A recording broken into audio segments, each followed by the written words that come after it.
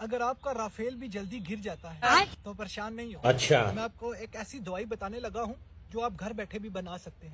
दवाई का नाम मैंने रखा है J10। खाओ माँ का जे मतलब जज्बा, जुनून, जोश। जोश ऐसा कि 3-4 घंटे बस आपने जंग लड़नी है और इस 3-4 घंटे में आप दुश्मन के एयरपोर्ट का सत्यानाश कर सकते हैं, मोर्चे तबाह कर देंगे, दुश्मन की आंखें बाहर आ जाएंगी, चीखें अमेरिका तक जाएंगी। करना आपने क्या है कि 3-4 बादाम लेने, आपने इसको रात को आपने पानी में भिगो देना है।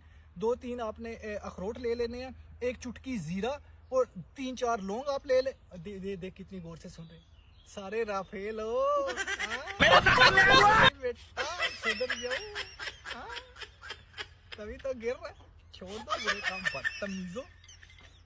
ये अपराधे खाओ बदतमीजो।